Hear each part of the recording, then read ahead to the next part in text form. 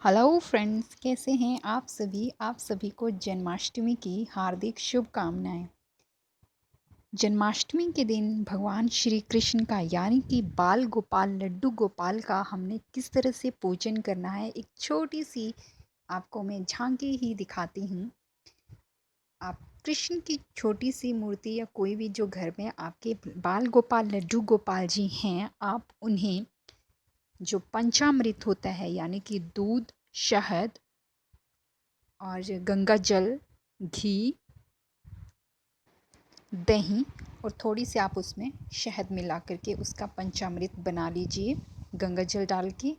और आप उससे इसका भगवान श्री कृष्ण जी का आप स्नान करवा के आप इसे अच्छी तरह से धो सकते हैं। आप नहला सकते हैं इन्हें, कान्हा जी को।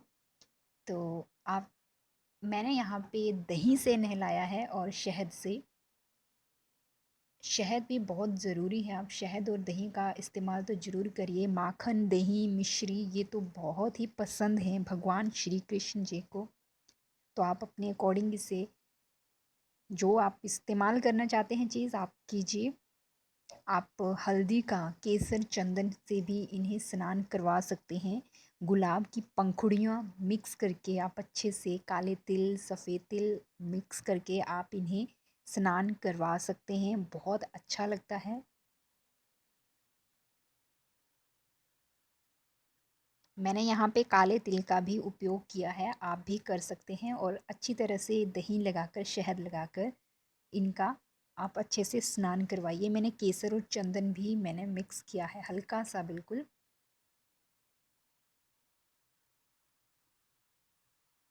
देखिए ये चंदन और केसर है, इसका पाउडर बना कर के मैंने इनके पूरे फेस पे और इनकी बॉडी में लगाऊंगी और फिर इनको नहलाऊंगी। पूरा स्नान अच्छे से आपने करवाना है। जैसे ही 12 बजने होते हैं आपने इन्हें स्नान करवा देना होता है। और जैसे ही इनका बर्थ होता है तो आप इसे नहला करके फिर आप जो आरती है इनकी उतार सकते हैं।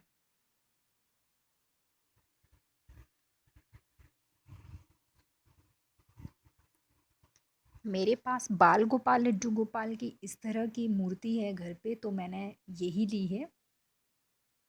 आपके पास जिस तरह की मूर्ति है घर पे बाल गोपाल लड्डू गोपाल की, आप उसे यूज़ करके आप अच्छे से स्नान करवाइए। ये देखिए मेरे पास गौमूत्र, गंगा जल मिक्स है। मैंने गंगा जल और गौमूत्र को मिक्स किया है और इससे भी मैं इनका स्नान करवा रही हूँ। गौमूत्र जो है वो बहुत ही हमारे धार्मिक कामों में बहुत इस्तेमाल होता है। और गाय तो वैसे भी बाल गोपाल जी को बहुत पसंद है, इसलिए मैंने इससे ही इनको नहलाया और गंगा जल से भी। अब ये नहा करके फ्री हो चुके हैं तो अब मैं इन्हें अच्छे साफ़ कपड़े से पोंछूंगी। आप छोटा सा टावल, सुंदर कोई भी आपके पास साफ़ कपड़ा है शुद्ध, तो आप उससे इन्हें अच्छे से सुखा लीजिए। ये भी देखिए गंगा जल, फूल, गुलाब की पंखुड़ियाँ, काले तिल, केसर चंदन और गौमूत्र गंगा जल मिक्स पानी है, इससे मैं इनका स्नान करवा रही हूँ।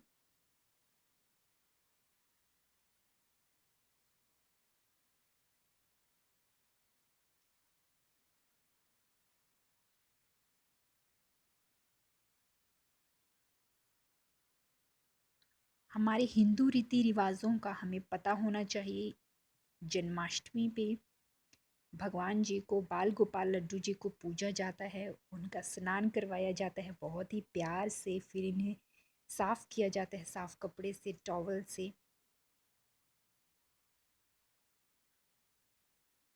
बहुत अच्छा लगता है, इसलिए मैंने ये कहा कि वीडियो में आप सभी को ये दिखाऊं। आप भी हर जन्माष्टमी पे भी आप ये कर सकते हैं। और डेली भी अगर आपके घर पे बाल गोपाल लड्डू गोपाल जी हैं तो आप इन्हें सुबह ज़रूर इस तरह से स्नान आप डेली करवा सकते हैं।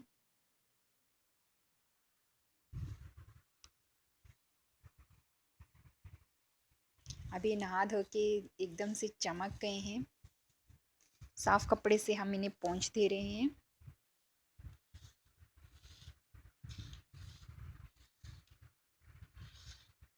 बिल्कुल हल्के हाथों से आपने इन्हें रब करना है और इनका स्नान करवाना है, और बिल्कुल हल्के हाथों से टॉवल से आपने इन्हें साफ़ करना है। फिर आपने इसके बाद जो इनके अच्छे वस्त्र आपने खरीदे हैं, कपड़े आपने इनको जो भी पहनाने हैं, चाहे खुद बनाए हुए हैं चाहे मार्केट से खरीदे हैं, तो आप इन्हें पहना दीजिए।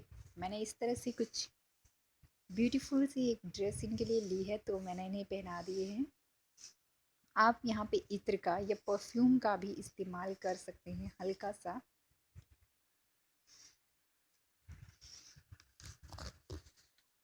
क्योंकि भगवान कृष्ण जी को भी सुगंध बहुत पसंद है, तो जैसे होता है ना कि घर पे अपने छोटे बच्चों को, और खुद हम बहुत फ्रेश फ्रेश रहते हैं, नहाने के बाद बिल्कुल पाउडर परफ्यूम इत्र हम यूज़ करते हैं, तो आप भगवान जी का श्रृंगार आप बिल्कुल वैसे ही कर सकते हैं। क्योंकि ये भगवान को जिस रूप में पूजा जाता है, भगवान हमें उसी रूप में मिलते हैं। और बाल गोपाल लड्डू गोपाल तो हिंदुओं में बहुत ही फेमस हैं, बहुत ही प्रसिद्ध हैं, सबको हर घर में ये बहुत ज़्यादा पूजे जाते हैं।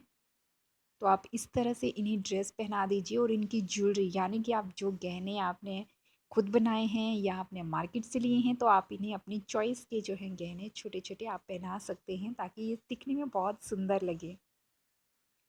जैसे हम भी तो खुद भी तो अच्छे से बन ठन के रहते हैं, तो हम भगवान को भी तो वैसे रख सकते हैं। इसलिए मैंने यहाँ पे ये ज्वेलरी और इनको ये इस तरह से हमने कपड़े पहनाए। आप भी अपनी चॉइस से या तो घर पे खुद बना लीजिए, या तो फिर मार्केट से ले कर के इन्हें पहना सकते हैं।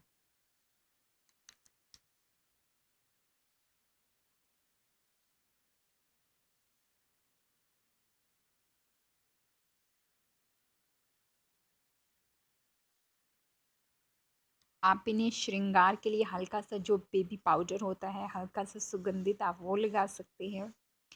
और आप इन्हें हल्का सा परफ्यूम लगा सकते हैं, इत्र लगा सकते हैं। जो ज्वेलरी है आप उन्हें पहना दीजिए, इस तरह से मैंने पहना रही हूँ इसे। और इनके बालों को भी सजाने के लिए छोटा सा मैंने ये ज्वेलरी का जो ब्रेसलेट है वो मैंने इन्हें पहना दिया है। क्राउन, एज ए क्राउन इन्हें पहनाया है।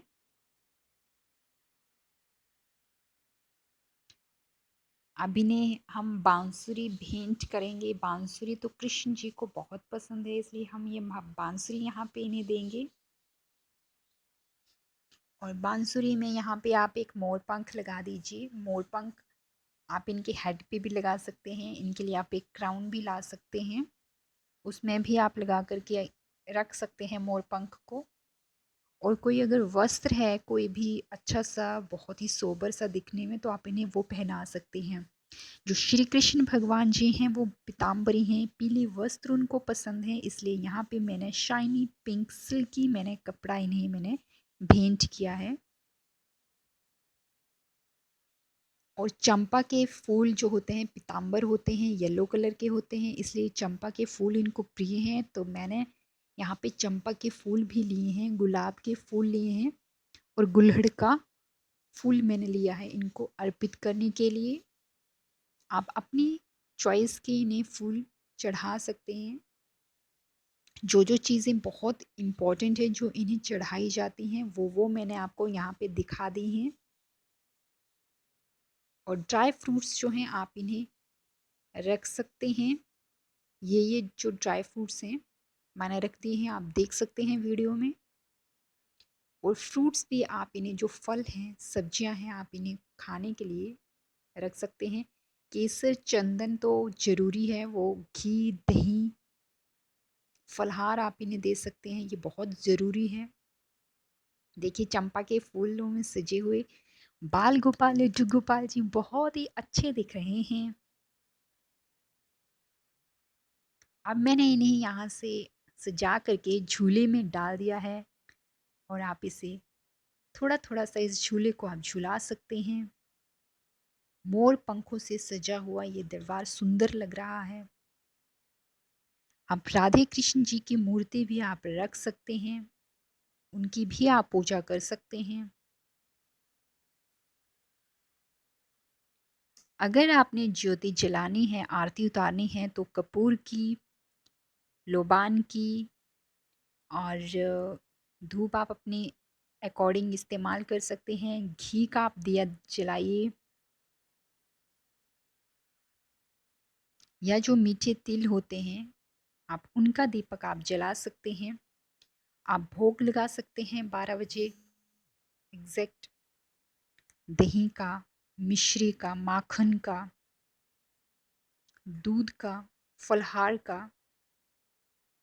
मैंने यहाँ पे इन्हें दूध तो मैंने साइड में रखा है, बट यहाँ पे अभी मैंने इन्हें दही का भोग लगाया है और इनकी आरती उतार रहे हैं।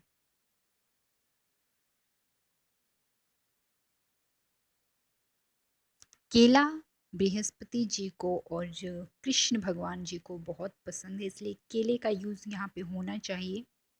जो आपने पालकी बनाई हुई है इनके लिए, वहाँ पे भी आप केले के पत्तों का इस्तेमाल कर सकते हैं मंदिर को सजाने के लिए।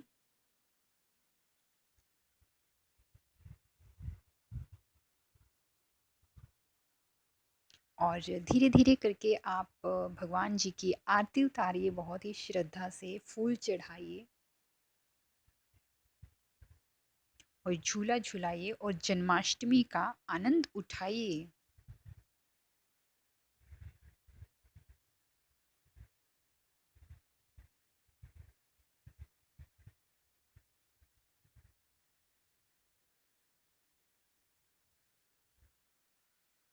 आप सभी को जन्माष्टमी की हार्दिक शुभकामनाएं। और ये कृष्ण जी की, राधे कृष्ण जी की छोटी सी झांकी पूजा विधि मैंने आपको बताई है कि किस तरह से आप पालकी बना सकते हैं, इनका श्रृंगार स्नान कर सकते हैं, क्या क्या चीज़ें आप इसमें यूज़ कर सकते हैं लॉकडाउन में भी और डेली में भी जो यूज़ होती हैं, आप डेली भी इसे कर सकते हैं। इसलिए मैंने आपको ये वीडियो बना करके यहाँ पे बताई है। और अगर आपको ये आरती, पूजा और रोज़ाना की विधि का उपाय जो मैंने आपको ये बताया है, तो अगर आपको अच्छा लगा है तो आप मेरी वीडियो को लाइक कीजिए, शेयर कीजिए, कमेंट कीजिए और मेरे चैनल को सब्सक्राइब कीजिए।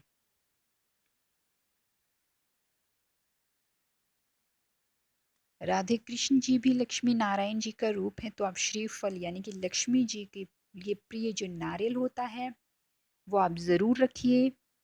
आम के पत्तों के साथ जो आपने ये कलश बनाया होता है, इसमें आप या तो चावल भर लीजिए या तो आप पानी का कलश भी भर के आते हैं। और आप उसमें श्रीफल भी ज़रूर रखें, जो नारियल होता है ताज़ा पानी वाला नारियल। तो इस तरह से आप आरती कीजिए, पूजा कीजिए, बहुत अच्छा लगता है। जन्माष्टमी का त्यौहार है, हर्षोल्लास का त्यौहार है, इसे बहुत प्यार से बनाइए, झांकियाँ निकालिए। छोटे छोटे बच्चे कृष्ण भगवान बने होते हैं, राधा बनी होती हैं, बहुत अच्छा लगता है, बहुत ही प्यारा त्यौहार है ये। तो ये बहुत अच्छा लग रहा है, देखो।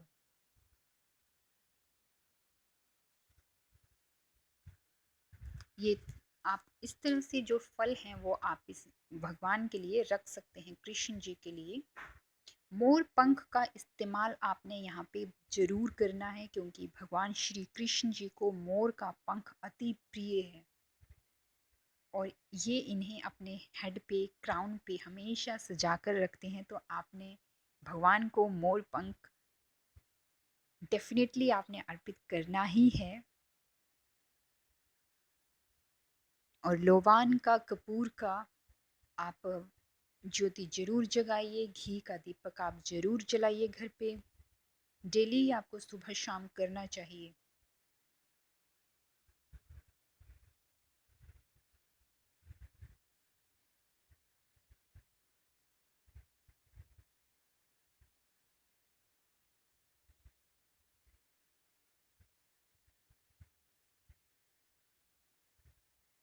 माथे पर भी आप श्री कृष्ण जी के केसर और चंदन का तिलक लगाइए और राधा कृष्ण जी को भी और खुद भी लगाइए।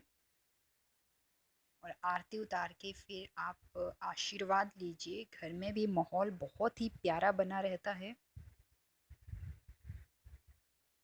आप इस तरह से फलाहार में साबूदाने की खीर, सेवई की खीर और आलू का फलाहार आप बना सकते हैं।